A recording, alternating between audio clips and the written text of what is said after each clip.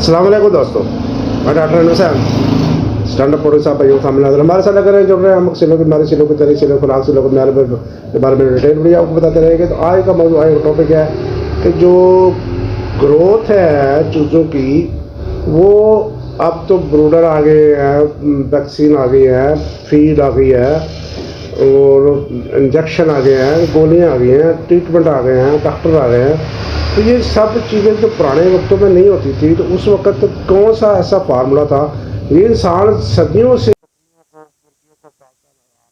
और इसको घर में रख रहा है और उसको इसकी नस्ल नुमा कर रहा है, उसकी परवरिश कर रहा है, इसके बच्चे लेते रहा है। तो उस वक्त कौन सी ऐसी चीज़ें थी जो इनको इनकी कुव्वत मदाफ़त को बढ़ाती थी, इनकी बीमारी से बचाती थी, इनकी प्रोटेक्शन करती थी। तो ये सारी चीज़ें जो है अभी आज इंशाल्लाह आप डिस्कस करेंगे कि वो क्या चीज़ें हैं जिसकी पुराने ज़माने में लोग काम। अब लोगों को पास एंटीबायोटिक आ गया है, इंजेक्शन आ गया है, वैक्सीन आ गई है, लेकिन फिर भी जो है वो जो है हमारा नुकसान बहुत ज़्यादा होता है। चीज़ों की जो ग्रोथ है वो नहीं इतनी बढ़ती और चीज़ें बीमार अक्सर होते हैं। तो आज सबसे पहले ये बात करें माँ के साथ परवरिश। तो ये जो ब्रूडर वाला सिस्टम आ गया है जिसमें ज़्यादा चूज़े जो कमर्शियल लेवल पे होते हैं वो, लेकिन जो घरों के अंदर अगर हम छतों के ऊपर या घरों के ऊपर या डेरों के ऊपर या वेलियों के अंदर रखे हुए हैं, तो वहाँ पर अगर माँ के साथ चूज़े होंगे तो उसकी जो ग्रोथ है वो अच्छी होगी। वो उनको खाना बताएगी, उनको पीना बताएगी, उनको ये चीज़ खानी है, ये नहीं खानी, वो सब चीज़ों को फिर वो गर्मी सर्दी के साथ से जब उनको फिर परों के नीचे लेकर उसको गर्माइश देती है और उस तरह ये उनका कुव्वत मदाफ़त जो निज़ाम है वो स्ट्रॉन्ग हो जाता है इससे। तो ये माँ के साथ जो रहेंगे तो फिर ये उनका रिज़ल्ट जो होता है ये अच्छा मिलता है। ये एक चीज़ पहले नंबर पे आपने याद रखनी है। उसके बाद आपने करना ये है कि आपने कुदरती खुराक जो होती है वो देनी है, जिसके अंदर मकई है, बाजरा है, ज्वार है, इसके अलावा सब्ज़ पत्ते वाली ये चीज़ें हैं। ये सारी चीज़ें जो नेचुरल चीज़ें हैं उसमें गोश्त वगैरह है, इस तरह की जो भी नेचुरल चीज़ें हैं उसकी वो आपने प्रोवाइड करनी है इनको। तो ये इससे भी इस दिन का रिजल्ट जो होता है वो अच्छा आता है। जो कमर्शियल फीड है उससे आप इख्तलाफ करें। अगर आप घर के तो घरेलू मुर्गी को पाल रहे हैं तो फिर ये इन चीज़ों का आपने ख्याल रखना है। तो उसके बाद आती है मिट्टी का फ़र्श।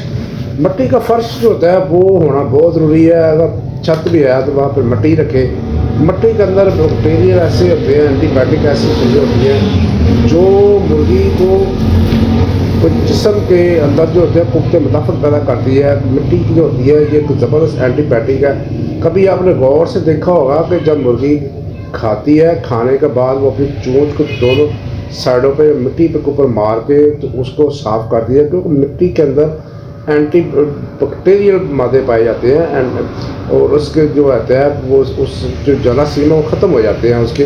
तो ये एक नेचुरल चीज़ है। उसके पाँव के अंदर मिट्टी रहती है, वो मिट्टी के अंदर खेलना पसंद करती है, मिट्टी के अंदर रहना पसंद करती है, मिट्टी को अपने जिस्म के ऊपर डालती है।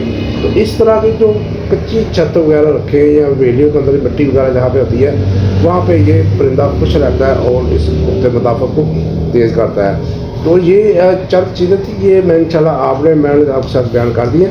तो उम्मीद है इंशाल्लाह ये आपको वीडियो पूरी देखें। इंशाल्लाह मैं आपको ऐसी चीज़ें बताऊंगा जिनकी आपको समझ आएगी और आप उन पर अमल करेंगे तो आपको अच्छे रिजल्ट मिलेंगे।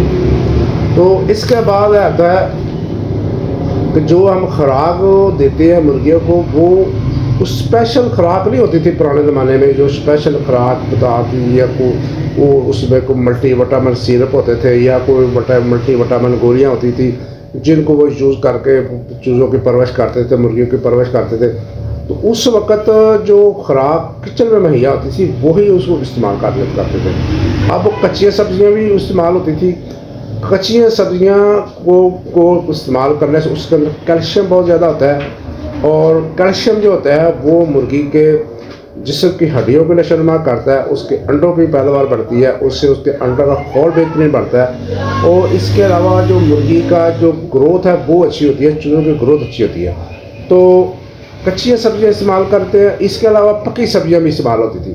देखिए सब्ज़ पत्ते वाली जो ये साग है, साग सदियों से इंसान इस्तेमाल करता है। ये मैंने तो छोटी सी मिसाल देने के लिए आपको चीज़ों के सामने रख रहा हूँ। साग जो है, ये कच्चा साग जो होता है, सरसों के पत्ते होते हैं, इसके अंदर कैल्शियम होता है, इसके अंदर विटामिन सी होता है, जो इसको कच्ची हालत में इस्तेमाल कराते हैं। लेकिन जो मुर्गे थोड़े कमज़ोर होते हैं या जिनकी कुफ्ते मुदाफ़त ज़्यादा नहीं होती, उनको अक्सर पेचिस लग जाते हैं ये सब्ज़ पत्ते खाने से, जैसे थोड़ी सी ज़्यादा मकदार में खाने से। ये पका हुआ साग है, इसके अंदर थोड़ा सा कैल्शियम तो कम हो जाता है, उसके अंदर आयरन थोड़ा सा कम, कैल्शियम कम हो जाता है, विटामिन सी कम हो जाता है, लेकिन उसके अंदर पोटेशियम और आयरन की मकदार बढ़ जाती है पकने के बाद।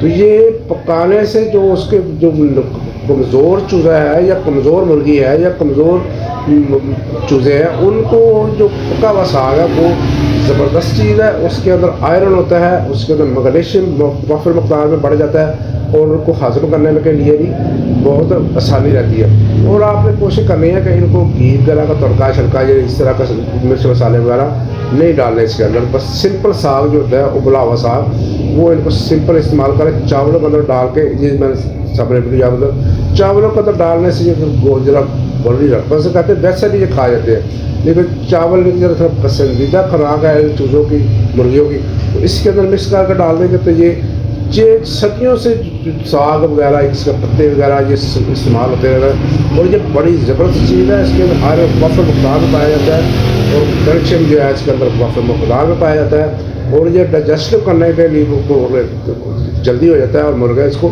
जल्दी हजम करता है। कमज़ोर चूज़े भी, तंदुरुस्त चूज़े भी इसको हजम कर लेते हैं।